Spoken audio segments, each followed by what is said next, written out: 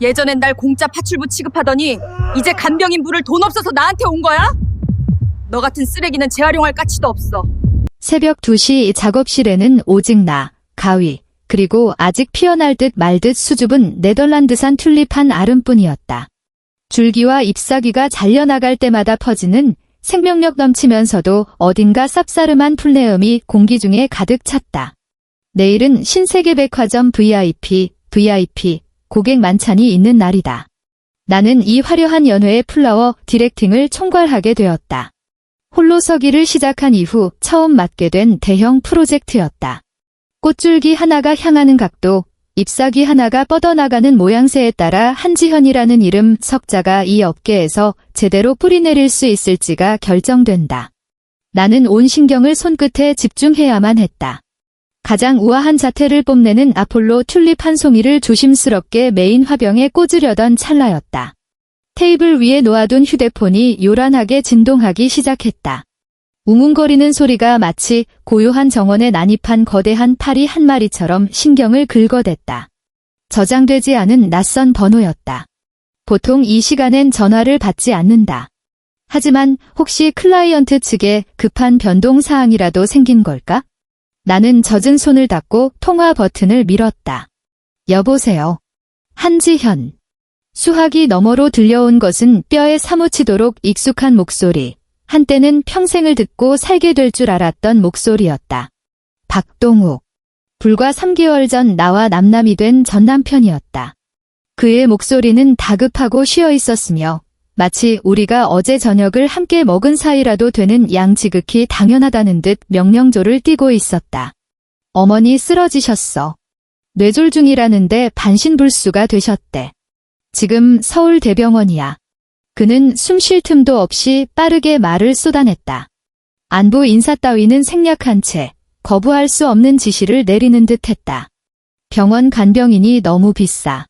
하루에 15만 원이나 달라고 하는데 일도 서툴고 영 마음에 안 들어. 내가 예전부터 어머니 수발은 제일 잘 들었잖아. 어머니도 너만 찾으셔. 지금 당장 병원으로 와. 나는 휴대폰을 꽉 쥐었다. 순간 밤샘 작업 때문에 헛거들 들은 건가 싶었다. 무의식적으로 휴대폰 화면을 떼어 확인까지 했다. 지금 뭐라고 했지? 나보고 오라고. 내가 산후조리 중일 때 당장 일어나서 미역국을 끓여 대령하지 않았다고 쓸모없는 물건이라며 욕을 퍼붓던 그 여자에게 아들이 이혼하겠다고 했을 때 옆에서 박수를 치며 구리동욱이는 진작 젊고 예쁜 애를 만났어야 했다고 맞장구 치던 그 노인네를 수발들러 오라고? 황당함. 그 단어가 거대한 거품처럼 가슴속에서 부풀어 오르더니 이내 펑 하고 터져버렸다. 머리가 어지랄 지경이었다. 분노조차 느껴지지 않았다. 그저 광대의 뻔한 촌극을 꿰뚫어 본 관객이 느끼는 깊은 피로감과 비소만이 남았다. 나는 잠시 침묵했다. 수화기 너머에서는 나의 침묵에 점점 더 조바심을 내는 그의 거친 숨소리가 들려왔다. 지금 그가 어떤 표정을 짓고 있을지 눈에 선했다. 미간을 잔뜩 찌푸린 채 이 여자가 왜 이렇게 눈치가 없어 하는 답답한 표정이겠지? 5년이다. 그는 단 한치도 변하지 않았다. 마침내 나는 살얼음판처럼 차갑고 고요한 목소리로 입을 열었다. 실례지만 누구시죠? 그가 뭐라 대꾸하기도 전에 나는 붉은색 종료 버튼을 눌러버렸다. 그리고 망설임 없이 그 번호를 차단 목록에 던져 넣었다. 세상은 순식간에 다시 고요해졌다. 남은 건 꽃향기, 그리고 평온을 되찾은 나의 심장 박동 소리뿐이었다. 하지만 억지로 봉인해 두었던 기억의 파편들이 방금 그 전화 한 통에 휘저어지며 흙탕물처럼 떠올랐다. 나는 박동욱과 결혼해 5년 동안 전업주부로 살았다. 나에게도 플로리스트라는 꿈이 있었지만 그는 광화문 정부서울청사에 다니는 7급 공무원으로서 체면이 중요하다며 나를 주저앉혔다. 아내는 바깥일로 얼굴을 내미는 대신 집안에서 얌전히 어른을 모시고 내조하는 것이 최고의 가치라고 했다. 나는 그 말을 믿었다. 사랑을 위한 희생이 곧 행복이라고 순진하게 믿었다. 그렇게 내 인생은 경기도 일산의 90제곱미터짜리 전세 아파트 안에 갇혀버렸다. 나의 일상은 더 이상 꽃과의 대화가 아니었다. 아무리 닦아도 티가 나지 않는 바닥, 돌아서면 다시 해야 하는 밥상 차리기, 그리고 영원히 만족시킬 수 없는 시어머니의 불만 섞인 얼굴을 마주하는 것이 전부였다. 매년 겨울이 오기 전이면 나는 혼자서 온 가족이 1년 내내 먹을 김장 김치를 담가야 했다. 배추 100여 포기를 씻고 절이고 양념을 버무려 한 포기 한 포기 속을 채워 거대한 김장독에 옮겨 담았다. 그 며칠 동안 허리가 끊어질 듯 아팠고 고춧가루 양념에 절어버린 손은 벌겋게 부어올라 손톱 밑까지 붉은 물이 빠지지 않았다. 하지만 시어머니는 소파에 다리를 꼬고 앉아 텔레비전을 보며 훈수만 두었다. 지현아, 올해 양념은 좀 짜지 않니? 작년엔 무채가 너무 굵더니만. 박동욱은 어땠냐고? 그는 내 어깨를 툭툭 치며 아이 달래듯 말했다. 우리 지현이가 제일 야무지잖아. 어머니가 연세 드셔서 입맛이 좀 까다로워지신 거니까 내가 좀 이해해. 추석은 그야말로 지옥이었다. 사흘 전부터 각종 전과 떡, 제사 음식을 준비해야 했다. 동도 트기 전 새벽에 일어나 기름 냄새 자욱한 부엌에 서면 밤늦도록 앉을 틈이 없었다. 제사 당일이 되면 친척들이 밀물처럼 들이닥쳤고 나는 식당 종업원처럼 쉴 새 없이 상을 차리고 치워야 했다. 그들은 나를 공짜 하녀 부리듯 당연하게 대했다. 심지어 먼 친척벌 되는 숙모는 먹다 남은 과일 껍질을 내 발치에 툭 던지기도 했다. 박동욱을 쳐다보면 그는 사촌 형제들과 둘러앉아 정치 이야기를 하며 껄껄대느라 나의 곤란함 따위는 안중에도 없었다. 손님들이 썰물처럼 빠져나간 뒤 남겨진 건 산더미처럼 쌓인 설거지거리와 난장판이 된 것일 뿐이었다. 늦은 밤, 차가운 수돗물로 그릇을 씻어내며 나는 이 결혼에 남아있던 마지막 열정마저 하수구로 흘려보냈다. 가장 절망적이었던 건 시어머니의 끊임없는 꾀병이었다. 오늘은 어지럽다. 내일은 가슴이 답답하다. 모레는 다리에 쥐가 난다며 시도 때도 없이 나를 불러댔다. 꼭 내가 친구를 만나러 나가려거나 큰맘 먹고 꽃꽂이 수업을 등록한 날에만 증상이 도졌다. 그녀는 침대에 누워 끙끙 앓는 소리를 내며 온갖 복잡한 보양식을 끓여오라 시키고 침대맡에 무릎 꿇고 앉아 다리를 주무르게 했다. 한 번은 너무 피곤해서 침대에 기대 깜빡 잠이 들었는데 그녀가 발로 나를 툭 차며 깨웠다. 효심이 부족하다는 비난과 함께 눈물을 머금고 박동욱에게 하소연했지만 그는 짜증스럽게 내 말을 잘랐다. 어머니 몸 안 좋으신 거 알잖아. 며느리로서 당연히 해야 할 일을 가지고 왜 그렇게 계산적으로 굴어? 결혼 전엔 안 그러더니 사람이 변했네. 그래, 결혼 전에 나는 이러지 않았다. 결혼 전에 한지현은 자신감 넘치고 밝고 삶을 사랑했다. 이 결혼 생활이 저 모자가 2개의 거대한 맷돌처럼 매일매일 나의 빛과 영혼을 갈아 없앴다. 그리하여 나조차 낯선 표정 없는 원망 덩어리로 만들어버린 것이다. 나를 무너뜨린 마지막 결정타는 아이였다. 임신 기간 내내 지독한 입덧과 부종, 불면증을 혼자 견뎌야 했다. 박동욱은 바쁘다는 핑계로 산부인과 검진에 단 한 번도 동행하지 않았다. 시어머니는 유난 떤다며 자기는 만삭 때도 바치를 했다고 타박했다. 출산 예정일, 나는 난산 끝에 대출혈을 일으켜 생사를 오갔고 결국 아이는 세상 빛을 보지 못한 채 떠나고 말았다. 산후조리원의 차가운 침대에 누워있을 때 내 몸과 마음은 텅 비어버린 것 같았다. 남편의 위로만이 유일한 구원이 될 줄 알았다. 하지만 박동욱이 가져온 것은 따뜻한 말이 아니라 이혼 서류였다. 지현아, 우리 그만하자. 그는 나와 가장 멀리 떨어진 소파에 앉아 시선을 피하며 말했다. 나 진정한 사랑을 만났어. 미영 씨는 정말 순수해. 그 사람과 있으면 내가 진짜 살아있는 것 같아. 이미영. 그의 부서에 새로 들어온 24살 인턴. 젊고 예쁘고 소셜미디어에 입술을 내민 귀여운 셀카를 올리던 여자. 부서 회식 자리에서 한 번 본 적이 있었다. 그녀가 콧소리 섞인 목소리로 동욱 선배님 하고 부르자 그의 얼굴 주름이 펴지도록 웃던 모습이 기억났다. 그 사람 임신했어. 그가 덧붙인 말은 사형 선고와도 같았다. 그 순간 나의 세계는 완전히 붕괴했다. 8년을 사랑했던 남자. 아이를 잃고 몸이 부서질 듯 아픈 아내에게 다른 여자와 새 가정을 꾸리겠다고 말하는 남자. 심장이 찢어지는 것 같지도 않았다. 이미 가루가 되어 흩날려 버렸으니까? 재산은? 내 입에서 낯설고 갈라진 목소리가 흘러나왔다. 이 집 전세금은 우리 부모님이 해주신 거고 내 공무원 연금은 분할 대상이 아니야. 내가 해온 혼수도 5년 썼으니 감가상각 다 된 거잖아. 지현아, 우리 부부였던 정을 생각해서 그냥 조용히 나가줘. 빈손으로 나가라. 그는 나에게 맨몸으로 쫓겨나길 요구하고 있었다. 이기심과 비겁함으로 얼룩진 그의 얼굴을 보자 갑자기 웃음이 터져나왔다. 미친 사람처럼 웃음이 멈추지 않았고 눈꼬리에서는 눈물이 주르륵 흘러내렸다. 박동욱은 섬뜩해하며 자리에서 일어났다. 좋아. 나는 웃음을 뚝 그치고 차분하게 말했다. 도장 찍어줄게. 나는 10원 한 푼 요구하지 않았다. 내가 산 가구 하나도 들고 나오지 않았다. 오직 신분증과 짓밟혀 너덜너덜해진 자존심 조각만 챙겨서 나왔다. 산후조리원을 나서던 날 햇살은 눈부시게 좋았다.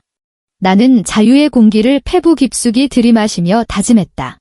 한지현, 오늘부터는 오직 너 자신을 위해 살아. 회상의 파도가 썰물처럼 빠져나가고 나는 다시 눈앞에 싱그러운 튤립의 시선을 고정했다. 꽃들은 고요하고 아름답게 위를 향해 뻗어오르는 생명력을 뿜어내고 있었다. 이것이 내가 속한 세상이다. 기름 냄새와 거짓말, 배신으로 얼룩진 그 세상은 이미 내 손으로 장례를 치렀다. 박동욱, 그리고 병상에 누워있을 그의 어머니. 그들은 대체 무슨 근거로 내가 돌아갈 거라 착각하는 걸까? 감히 어떻게? 나는 가위를 들어 불필요한 가지 하나를 망설임 없이 잘라냈다. 탁 하는 경쾌한 소리가 마치 그 지긋지긋한 과거에 찍는 마침표 같았다. 작업실의 밝은 조명 아래 내 입가에는 서늘하고도 단호한 미소가 번졌다. 그 모자, 아직도 꿈을 꾸고 있나 보네. 참 가여운 인생들이다. 박동욱이 그런 황당무계한 전화를 걸어온 건 그가 벼랑 끝에 몰렸기 때문일 것이다. 그리고 그를 벼랑으로 민 장본인은 바로 그가 입이 마르도록 칭송했던 순수하고 진정한 사랑, 김희영일게 뻔했다. 그 전화 이후 더 이상의 소란은 없었다. 나는 온전히 신세계백화점 만찬 프로젝트에 몰입했고 결과는 대성공이었다. 재벌가 사모님은 내가 기획한 달빛 아래 꽃의 바다라는 테마에 감탄을 금치 못했고 현장에서 즉시 그녀 소유의 모든 고급 부동산에 대한 장기 플라워 스타일링 계약을 제안했다. 나의 스튜디오 화양연화는 하룻밤 사이에 업계에 떠오르는 샛별이 되었고 주문이 눈보라처럼 쏟아졌다. 나는 발이 땅에 닿을 새도 없이 바빠서 박동욱이라는 존재 자체를 잊고 살았다. 그쪽 집안 소식을 듣게 된 건 예전에 살던 아파트 옆집 언니 덕분이었다. 나와 꽤 가깝게 지냈던 그 언니가 카카오톡으로 연락을 해왔다. 지현아, 너 소식 들었니? 내 전남편 집, 지금 아주 쑥대밭이 됐대. 스마트폰 화면에 뜬 메시지를 보고 나는 장미가시를 다듬던 손을 멈췄다. 답장을 하지 않자 언니는 기다렸다는 듯 긴 음성 메시지를 연달아 보냈다. 아이고, 진짜 인과응보야. 인과응보. 그 시어머니 있잖아. 쓰러지셨다며. 박동욱이 응급실로 모시고 갔는데 의사가 당장 입원해야 하고 앞으로 평생 간병이 필요하다고 했나봐. 근데 그 새파란 어린 신부, 이미영이라고 했나?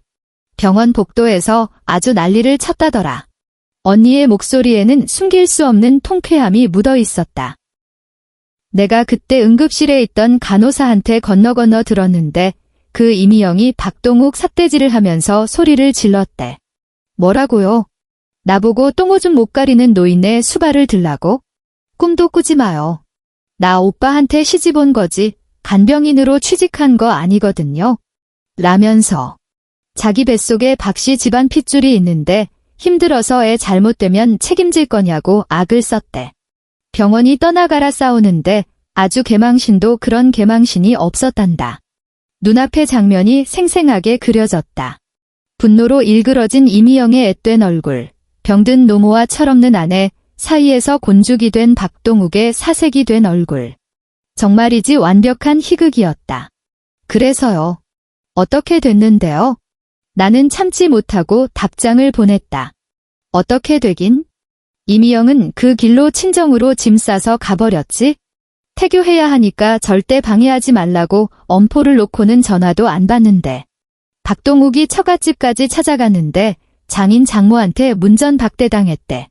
귀한 딸 고생시키려고 시집 보낸 줄 아냐면서 소금 뿌려 쫓아냈다더라. 하하하. 박동욱께 이미영이 순수하고 착해서 좋다더니 꼴 좋게 됐지 뭐. 나는 무표정한 얼굴로 화면을 응시했다. 순수. 착함. 아니, 박동욱이 원했던 건 그런 게 아니었다. 그는 이미영의 젊음과 외모, 그리고 자신의 얄팍한 남성적 허영심을 채워줄 트로피가 필요했던 것이다. 그는 애교 부리는 인형을 얻었다고 생각했겠지만 인형은 주인의 똥오줌을 받아내지 않는 법이다. 그는 예쁜 인형이면서 동시에 무료 가정부 노릇까지 해줄 여자를 원했겠지만 세상에 그런 공짜 점심은 없다.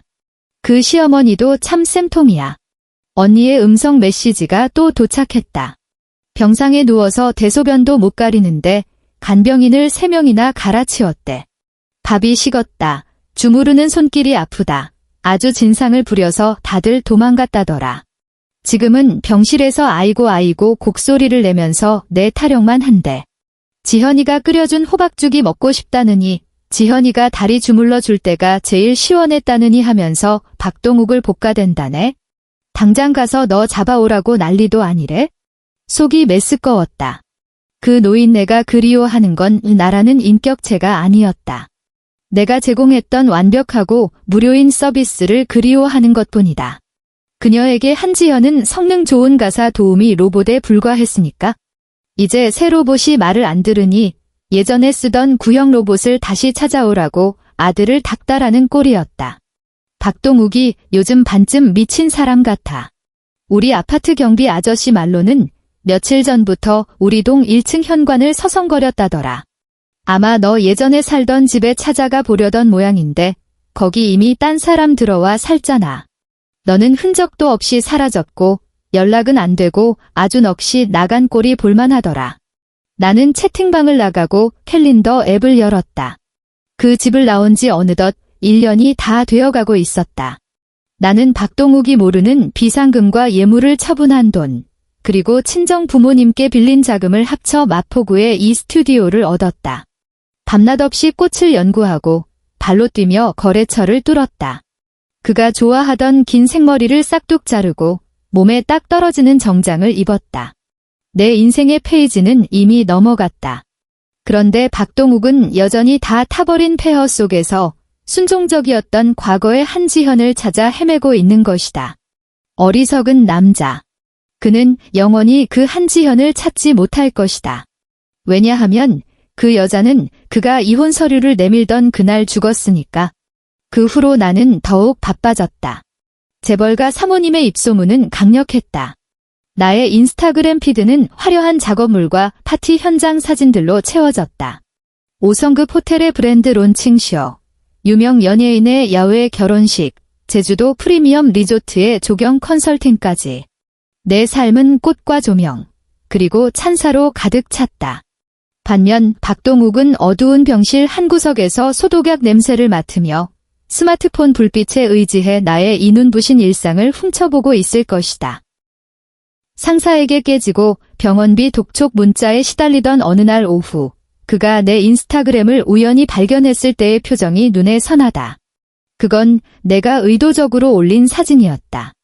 신라호텔 대연회장, 수천 송이의 하얀 호접란과 안개꽃으로 완성한 대형 설치 작품 별의 몰락 앞에 서 있는 내 모습.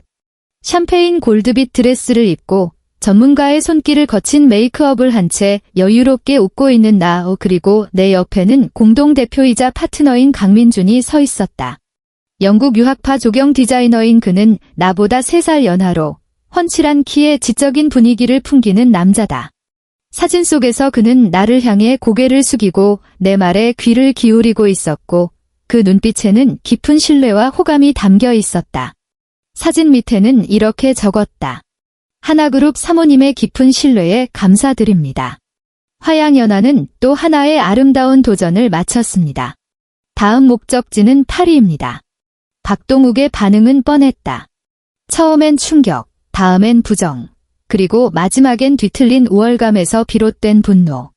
그는 내가 보여주는 이 모든 성공이 자신을 자극하기 위한 연극이라고 믿고 싶을 것이다. 내가 이혼 후 이렇게 잘 살 리가 없다고, 분명 자기를 후회하게 만들려고 억지로 꾸며낸 모습일 거라고 합리화했을 것이다. 그의 얄팍한 자존심은 버림받은 여자가 자신보다 100배는 더 멋지게 살 수 있다는 사실을 인정할 수 없었을 테니까. 예상대로였다. 사진을 올린 지 이틀 후 그가 나타났다. 스튜디오에서 딸의 성인식 파티 콘셉트를 의논하던 중이었다. 갑자기 입구 쪽이 소란스러워졌다. 어시스턴트가 곤란한 얼굴로 달려왔다. 대표님 밖에 어떤 남자가 찾아왔는데요. 성은 박씨라고 하고 꼭 대표님을 만나야겠다고 고집을 피워요. 보안요원이 맡고 있는데도 막무가내로 소리를 지르네요. 심장이 쿵 내려앉았다. 박동욱. 기어이 내 스튜디오까지 알아낸 것이다. 나는 고객에게 정중히 양해를 구하고 입구로 향했다. 유리문 너머로 보이는 박동욱의 몰골은 처참했다. 며칠은 못 반 듯 구겨진 양복, 기름진 머리카락, 쾌하게 내려앉은 다크서클. 그는 온몸으로 불행과 패배를 뿜어내고 있었다. 그는 보안요원과 실랑이를 벌이다 나를 발견하고는 악을 쓰듯 내 이름을 불렀다. 한지현. 나와. 너 안에 있는 거 다 알아. 이렇게 요란하게 차려놓고 사는 척하면 내가 속을 줄 알아? 나 보라고 쇼하는 거잖아. 그래, 내가 왔다. 내가 봐줬으니까 이제 만족해? 그의 목소리에는 지독한 원망이 서려 있었다. 마치 내가 그를 속이고 기만하기라도 한 것처럼 피해자는 자신이라는 듯한 뻔뻔한 태도였다. 주변에는 이미 구경꾼들이 모여들어 우리를 향해 손가락질을 하며 수군대고 있었다. 얼굴이 순간 확 달아올랐다. 부끄러워서가 아니었다. 분노 때문이었다. 그가 대체 뭐라고, 대체 무슨 자격으로 내가 피땀 흘려 겨우 다시 세운 이 새로운 삶에 이토록 무례하고 거칠게 난입하려 든단 말인가. 이보세요. 전 당신 같은 사람 모릅니다. 여기서 계속 행패 부리면 경찰 부를 겁니다. 나는 그를 차갑게 내려다보며 말했다. 목소리는 크지 않았지만 그가 똑똑히 알아들을 수 있을 만큼 단호했다. 박동욱은 멍하니 입을 벌렸다. 내가 이렇게까지 매정하게 나올 줄은 몰랐던 모양이다. 그는 눈시울을 붉히며 마치 배신이라도 당한 사람처럼 억울한 표정을 지었다. 지현아, 어떻게 모른다는 말을 할 수가 있어? 우리 그래도 부부였잖아. 부부. 나는 기가 막혀서 헛웃음이 나왔다. 내가 아이를 잃고 병상에 누워있을 때 이혼 서류 들이밀며 도장 찍으라고 강요한 게 박동욱 씨 당신 아니었나? 빈털터리로 마치 쓰레기 치우듯 나를 내쫓은 것도 당신이었잖아. 그런데 지금 무슨 자격으로 여기 서서 감히 부부라는 단어를 입에 올려? 내 말은 예리한 칼날처럼 그의 정곡을 찔렀다. 그의 얼굴이 순식간에 창백하게 질렸다. 바로 그때였다. 곁에서 낮고 침착한 목소리가 들려왔다. 지현 누나, 괜찮아요. 강민준이었다. 언제 나왔는지 그는 자연스럽게 나와 박동욱 사이를 가로막고 섰다. 마치 든든한 방패막이처럼. 옅은 회색 터틀넥 스웨터에 짙은 색 슬랙스를 입은 그의 모습은 반듯하고 청량했다. 그가 그저 조용히 서 있는 것만으로도 쭈글쭈글한 박동욱의 모습은 더욱 비참하고 초라해 보였다. 민주는 박동욱에게 눈길조차 주지 않은 채 보안요원을 향해 정중하지만 단호하게 말했다. 보안팀장님, 번거롭게 해드려 죄송합니다만 이분 좀 밖으로 내보내주시죠. 만약 계속해서 업무를 방해하면 회사 규정대로 처리해주세요. 그러고 나서 그는 나를 돌아보며 따스한 눈빛으로 말했다. 고객님이 기다리십니다. 들어가요, 누나. 그는 끝까지 박동욱에게 단 한마디도 섞지 않았다.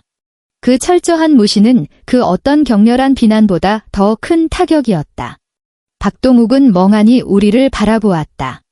민준이 보호하듯 나를 감싸 안고 실내로 들어가는 뒷모습을 보며 그의 눈빛은 분노와 억울함에서 점차 질투와 절망이 뒤섞인 공허함으로 변해갔다. 접견실로 돌아온 나는 깊은 숨을 들이마시며 쿵쾅거리는 심장을 진정시켰다. 고객은 배려 깊게도 더 이상 묻지 않았다.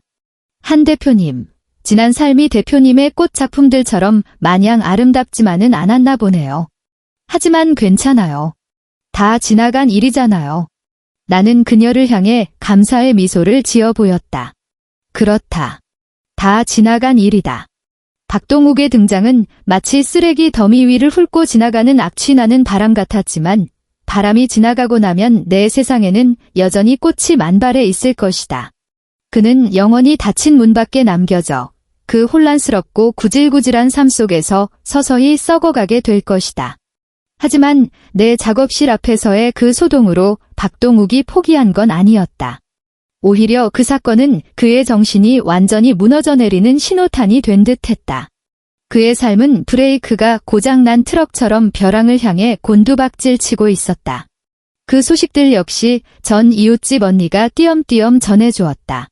언니는 나를 자신이 즐겨보는 막장 드라마의 여주인공으로 생각하는지 악역의 비참한 몰락을 중계하는데 엄청난 열정을 보였다. 지현아, 너 그거 아니? 박동욱 강등당했대. 어머니 간병한다고 맨날 지각하고 조퇴하더니 업무에서도 대형 사고를 몇 번이나 쳤나 봐. 구청장이 전체 회의 때 대놓고 이름을 거론하면서 질책했다더라. 결국 7급 주사보에서 8급 서기로 강등되고 제일 한직인 자료실로 발령났대. 그 공무원 철밥통 이제 녹슬어서 광도 안 나게 생겼어.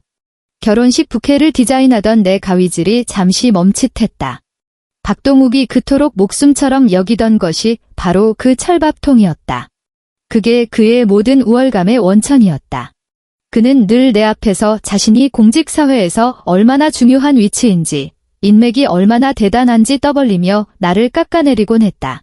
꽃이나 만지는 건 폼이 안 난다고 무시했던 그였다. 이제 그가 가장 자랑스러워하던 성벽마저 무너져 내리기 시작한 것이다. 며칠 지나지 않아 더욱더 드라마 같은 소식이 들려왔다. 그 이미영 말이야. 도망갔대. 박동욱 전 재산을 싹 들고 날랐다더라. 박동욱이 걔한테 명품 가방 사준다고 신용카드까지 긁었다는데 가방 받은 다음 날 그 좁은 아파트에 있던 돈 되는 물건은 죄다 챙겨서 사라졌대. 박동욱이 어머니 다음 달 병원비로 모아둔 돈까지 몽땅 들고 말이야. 어떤 부잣집 아들이랑 바람나서 도망갔다는 소문도 있고 고향으로 숨었다는 말도 있어. 어쨌든 박동욱은 아주 닥쳤던 게 지붕 쳐다보는 꼴이 됐지 뭐. 하하하. 나는 꽃다발을 내려놓고 창가로 걸어갔다. 밖은 햇살이 눈부셨고 아래층 카페 테라스에는 사람들이 여유롭게 앉아 있었다. 텅 빈 집을 마주했을 때 박동욱의 표정이 어땠을지 상상이 갔다. 충격, 분노, 그리고 절망. 그는 소위 진정한 사랑을 찾기 위해 가정을 버리고 아내를 배신했지만 결국 그 진정한 사랑에게 가장 잔혹한 방식으로 배신당했다. 그는 자신이 사랑을 찾았다고 착각했겠지만 사실 그는 누군가가 더 나은 삶으로 건너가기 위해 밟고 지나가는 징검다리에 불과했다. 이용 가치가 떨어지자 가차없이 걷어차이는 것, 이 얼마나 당연한 결말인가. 인과응보라는 게 정말 있긴 한가 보다. 나는 이쯤에서 모든 게 끝날 줄 알았다. 박동욱이 짓밟힌 자존심과 엉망이 된 삶을 끌어안고 내 세상에서 영원히 사라져 주기를 바랐다. 하지만 나는 그의 뻔뻔함을 과소평가하고 있었다. 그날 오후, 나는 작업실에서 신입 직원들에게 꽃의 수분 유지법에 대해 강의를 하고 있었다. 갑자기 어시스턴트가 허둥지둥 뛰어들어왔다. 대표님, 큰일 났어요. 그 저번에 그 남자분 또 왔어요. 가슴이 철렁 내려앉았다. 또 그 사람이다. 나는 작업실 통유리창으로 다가가 아래를 내려다보았다. 심장이 멎는 듯 했다. 박동욱이 우리 건물 1층 입구 한복판에 무릎을 꿇고 있었다. 사람들이 바쁘게 오가는 번화가 거리 위에서 그는 기괴하고 불길한 조각상처럼 굳어 있었다.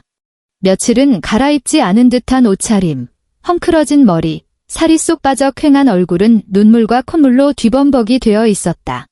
그는 체면이고 자존심이고 다 내던진 채 꼿꼿이 무릎을 꿇고 앉아 지나가는 사람들의 구경거리가 되고 있었다. 사람들은 멈춰 서서 사진을 찍고 수근거렸다. 직원들도 놀라서 창가로 몰려들었다. 세상에, 저 사람 지난번에 와서 난동 부린 그 남자 아니에요? 왜 저러고 있는 거예요? 무릎은 왜 꿇어? 어머, 너무 불쌍해 보인다 하니 좀 무서워요. 생리적인 혐오감이 치밀어 올랐다. 대체 뭐 하자는 짓인가? 이런 식으로 동정심을 유발해서 나를 압박하겠다는 건가? 저렇게 무릎 꿇고 있으면 내가 마음이 약해져서 혹은 사람들의 시선이 두려워서라도 뛰쳐나가 자기를 일으켜 세울 거라고 착각하는 건가? 이런 자해 공갈 같은 쇼를 벌이면 내가 용서하고 다시 받아줄 거라고 믿는 건가? 틀렸다. 그가 이러면 이럴수록 나는 그가 더 가엾고 혐오스럽고 우스워 보일 뿐이다. 휴대폰이 울렸다. 그의 번호였다. 번호를 바꾼 모양이다. 받지 않았다. 곧이어 문자 메시지가 폭포수처럼 쏟아져 들어왔다. 시스템이 메시지 내용을 화면에 띄웠다. 지현아, 내가 잘못했어. 정말 잘못했어. 제발 한 번만 내려와서 내 얼굴 좀 봐줘. 미영이가 날 속였어. 내 돈을 다 가지고 도망갔어. 이제야 알았어. 세상에 진심으로 나한테 잘해준 여자는 너뿐이라는 걸. 어머니 병세가 점점 심해져. 병원에서는 매일 돈 내라고 독촉이야. 나 강등당했어. 돈도 없어. 이제 어떻게 살아야 할지 모르겠어. 지현아, 우리 좋았던 때 기억 안 나? 그 아름다웠던 추억들 다 잊은 거야? 우리 다시 시작하자. 내가 맹세할게. 앞으로 정말 잘할게. 2배, 3배로 잘할게. 우리 다시 합치자. 제발. 아름다운 추억. 문자들을 읽어내려가는 내 입가에 비소가 스쳤다. 그가 말하는 아름다운 추억이란 나의 끝없는 희생과 헌신 위에 세워진 모래성일 뿐이다.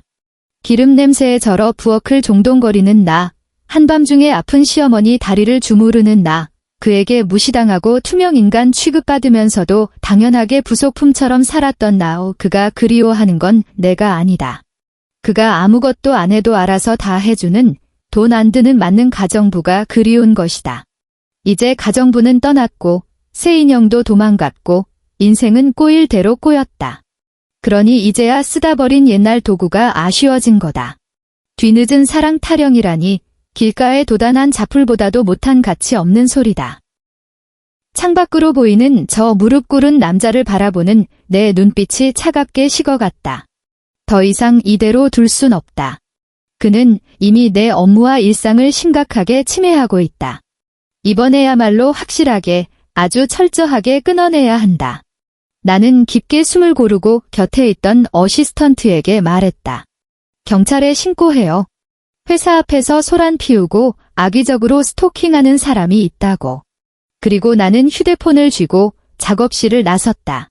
직원들이 걱정스러운 눈빛으로 나를 바라보았고 강민준이 즉시 따라붙었다. 누나, 내려가려고요? 위험해요. 제가 가서 처리할게요. 아니. 나는 고개를 저었다. 내 눈빛은 흔들림이 없었다. 이건 내 일이야? 내 손으로 끝내야 해. 건물 밖으로 나가 박동욱과 5m 정도 떨어진 곳에 멈춰 섰다. 나를 발견한 그의 눈에서 광기 어린 희열이 번뜩였다. 그는 비틀거리며 일어나려 했다. 지현아, 드디어 나와졌구나. 그럴 줄 알았어. 너도 아직 마음이 있는 거지, 그렇지? 구경꾼들이 더 늘어났다. 수많은 눈동자가 나를 향해 호기심과 의심을 품고 꽂혔다. 나는 그의 말에 대꾸하지 않았다. 주변의 시선도 신경 쓰지 않았다. 그저 침착하게 휴대폰을 들어 올려 재생 버튼을 눌렀다. 스피커폰을 통해 남자의 목소리가, 그 명령조의 불쾌한 목소리가 거리 전체에 쩌렁쩌렁 울려 퍼졌다. 한지현. 어머니 쓰러지셨어. 뇌졸중이라는데 반신불수가 되셨대. 지금 서울대병원이야. 병원 간병인이 너무 비싸. 하루에 15만 원이나 달라고 하는데 일도 서툴고 영 마음에 안 들어. 내가 예전부터 어머니 수발은 제일 잘 들었잖아. 어머니도 너만 찾으셔. 지금 당장 병원으로 와. 그날 새벽 그가 내게 걸었던 전화였다. 그때 직감했었다. 언젠가 이 통화 내용이 필요할 날이 올지도 모른다고. 그래서 녹음 버튼을 눌렀었다. 녹음 파일 속 그의 목소리는 오만하고 당당했다. 지금 내 앞에 무릎 꿇고 울며 재결합을 구걸하는 남자의 모습과는 너무나도 기이하고 너무나도 역설적인 대조를 이루고 있었다. 웅성거리던 군중이 순식간에 조용해졌다. 그리고 곧이어 참을 수 없다는 듯 비난의 목소리가 터져나왔다. 세상에, 저게 부탁하는 사람 태도야? 아주 명령을 하네, 명령을. 알고 보니 전철을 사랑해서 온 게 아니라 공짜 간병인이 필요해서 온 거였어? 와, 진짜 최악이다. 저 남자 너무 뻔뻔한 거 아니야? 박동욱의 얼굴에서 핏기가 완전히 사라졌다. 그는 넋이 나간 표정으로 나를 바라보았다. 자신의 입으로 뱉었던 말들이 내 휴대폰에서 흘러나와 대나대 거리에서 자신을 발가벗기는 꼴을 멍하니 지켜보았다. 그의 모든 비열한 계산과 속내가 만천하에 까발려진 순간이었다. 나는 녹음을 끄고 그에게 한 걸음씩 다가갔다. 그리고 쭈그리고 앉아 충격과 수치심으로 얼룩진 그의 눈을 똑바로 응시했다. 박동욱. 나는 한 글자 한 글자 힘주어 말했다. 똑똑히 들어. 내가 오늘 여기 와서 무릎 꿇은 거 나를 사랑해서도 아니고 나한테 미안해서도 아니야. 그저 내 그 젊고 예쁜 진정한 사랑이 도망가고 돈은 떨어지고 직장에서는 밀려나고 내 인생이 시궁창에 처박히니까 이제 와서 뒤치다꺼리 해줄 전처가 필요해진 것뿐이잖아. 내가 필요한 건 사랑하는 사람이 아니라 돈 안 들고 불평 없이 일해줄 노예야? 안타깝게도 그 노예는 내가 이혼 서류 들고 내 병실 찾아왔던 그날 이미 죽었어. 내가 말하는 재결합, 그건 사랑이 아니라 착취야. 내가 말하는 후회, 그건 반성이 아니라 계산이고.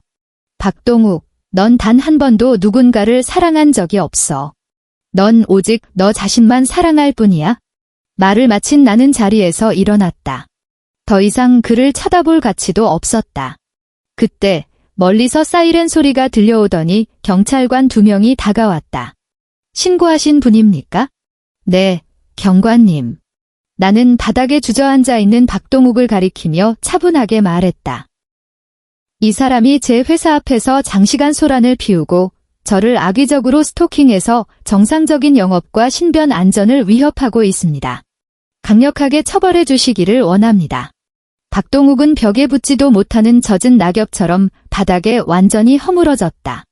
그는 절망과 믿을 수 없다는 눈빛으로 나를 올려다보았다. 그는 죽을 때까지 이해하지 못할 것이다. 자기 말이라면 죽는 신용이라도 하고 큰 소리 한 번 못 내던 그 한지현이 어떻게 이토록 냉정하고 이토록 매몰차게 변할 수 있었는지. 경찰이 그를 일으켜 세워 연행해 갈 때 그는 저항조차 하지 못했다. 주변에서 터지는 휴대폰 카메라 플래시 불빛이 그의 비참한 최후를 낱낱이 기록했다. 오늘부터 박동욱이라는 이름은 사람들 입에 오르내리는 조롱거리가 될 것이다. 나는 뒤를 돌아 작업실로 향했다. 등 뒤로 사람들의 웅성거림과 따가운 햇살이 느껴졌다. 마침내 내 세상이 완벽하게 깨끗해졌다. 그 소동 이후 박동욱과 그의 어머니는 내 삶에서 완전히 자취를 감췄다. 다시는 그들을 마주치지 않았다. 다만 가끔 들려오는 풍문으로 그들의 결말을 조각조각 맞춰볼 뿐이었다. 박동욱은 공공장소에서의 소란 행위와 스토킹, 그리고 그간의 근무 태만까지 겹쳐 공무원 품위유지 위반으로 중징계를 받았다. 그는 더 이상 승진은 꿈도 꿀 수 없는 창문 하나 없는 지하 자료실에 처박혀 묵은 서류 먼지를 마시며 남은 공직 생활을 좀비처럼 버티고 있다고 했다. 어머니의 병원비와 간병비는 및 빠진 독이었다. 이미영이 훔쳐 달아난 돈은 그를 파산으로 몰고 간 결정타였다. 결국 그는 요양원 비용을 대기 위해 우리가 5년간 살았던 그 아파트를 팔아야 했다. 내 20대 후반의 청춘이 묻혀있고 동시에 지독한 악몽이 서려있던 그 집 들리는 말로는 집 한 돈도 금세 바닥이 났다고 한다. 결국 그는 서울 외곽의 볕도 들지 않는 반지하 방을 얻어 겨우 몸만 누이고 산다고 했다. 가끔 그가 지금 어떻게 살고 있을지 상상해 본다. 지옥철에 몸을 싣고 아무런 희망도 없는 직장으로 출근하고 퇴근하면 곰팡이 냄새 나는 어두침침한 반지하방에서 편의점 도시락으로 끼니를 때우는 잠 못 이루는 밤. 싸구려 방향제 냄새를 맡으며 그는 자신이 저지른 짓을 후회하고 있을까? 그럴 수도 있고 아닐 수도 있다. 하지만 그건 이제 나와 아무 상관없는 일이다. 그 비루한 인생은 그가 스스로 선택한 결과니까? 나를 하녀 부리듯 했던 그 시어머니는 결국 공립요양원으로 보내졌다. 박동욱은 제 앞가림하기도 벅차 어머니를 거의 찾아가지 않는다고 했다. 낯선 간병인들과 말동무 하나 없는 노인들 틈에 누워 그녀는 무슨 생각을 할까? 정신이 돌아오는 짧은 순간마다 밤새 뼈곤 사골국을 끓여 바치고 아픈 다리를 주물러주던 며느리를 떠올릴까? 그녀는 그 효심을 권리인 줄 알고 짓밟았으니 이제 남은 생의 고독과 회한으로 그 대가를 치르는 중이다. 그리고 나, 한지현의 인생은 이제 막 꽃망울을 터뜨리기 시작했다. 그 사건이 있고 난 뒤 강민준이 정식으로 고백해왔다. 비싼 선물도 화려한 미사여구도 없었다. 또다시 큰 프로젝트 때문에 밤샘 작업을 하던 내 어깨에 겉옷을 덮어주며 따뜻한 유자차 한 잔을 건네던 그가 나직하게 말했다. 지현 누나, 이제 내가 보살피게 해줘요. 누나가 약해서가 아니라 비바람이 불 때 누나 곁에 서서 같이 맞아주는 사람이 되고 싶어서 그래요. 나는 그의 맑고 진실한 눈을 바라보았다. 거기엔 어떤 계산도 바라는 것도 없이 오직 나를 향한 존중과 애정만이 담겨 있었다. 나는 웃었다. 마음 깊은 곳에서 우러나오는 진짜 웃음이었다. 당장 대답하진 않았지만 꽁꽁 얼어붙어 있던 내 심장이 봄눈 녹듯 풀리고 있음을 느꼈다. 내 사업은 계획대로 해외로 뻗어나갔다. 화양연화는 파리에 첫 해외 지점을 냈고 오픈 파티는 대성공이었다. 나는 설립자이자 수석 디자이너로서 전 세계를 누비며 럭셔리 브랜드들과 협업했고 사람들의 탄성을 자아내는 작품들을 만들어냈다. 파리 지점의 테라스에 서서 샴페인 잔을 들고 생강의 야경을 내려다보았다. 강바람이 부드럽게 불어왔고 도시 특유의 낭만적인 공기가 코끝을 스쳤다. 핸드백 속에서 휴대폰이 진동했다. 민준이 보낸 메시지였다. 파리 야경, 진짜 예쁘죠? 그래도 누나보단 안 예쁠거려. 우리 화양연화 전 세계 어디서든 영원히 만개하기를. 나는 피식 웃으며 이모티콘 하나를 보내고 휴대폰을 넣었다. 고개를 들어 반짝이는 에펠탑을 바라보며 이국의 공기를 깊게 들이마셨다. 박동욱, 이미영, 그리고 내가 5년이나 덤원이라고 불렀던 그 여자 그 이름들은 이제 마치 전생의 기억처럼 아득하고 흐릿하게 느껴질 뿐이다. 그들은 내 인생의 여정에서 만난 진흙탕이었다. 한때 그 속에 빠져 허우적댔지만 결국 나는 내 두 다리로 힘차게 걸어 나왔다. 온몸에 묻은 진흙을 털어내고 더 넓고 눈부신 세상으로 나아갔다. 나는 더 이상 그들의 불행을 보며 내 행복을 증명할 필요가 없다. 복수의 쾌감으로 내 마음의 빈방을 채울 필요도 없다. 내 행복은 내가 직접 일군 내 일에서 곁에 있는 사람들의 따뜻한 진심에서 그리고 무엇보다 단단해진 나 자신에게서 나오니까. 나는 그들을 완벽하게 잊었다. 이것이야말로 그들에게 그리고 나 자신에게 줄 수 있는 최고의 결말이다. 나는 밤하늘의 불빛을 향해 그리고 절망 속에서 다시 피어난 나 자신을 향해 샴페인 잔을 높이 들어 올렸다. 나의 화양연화를 위하여.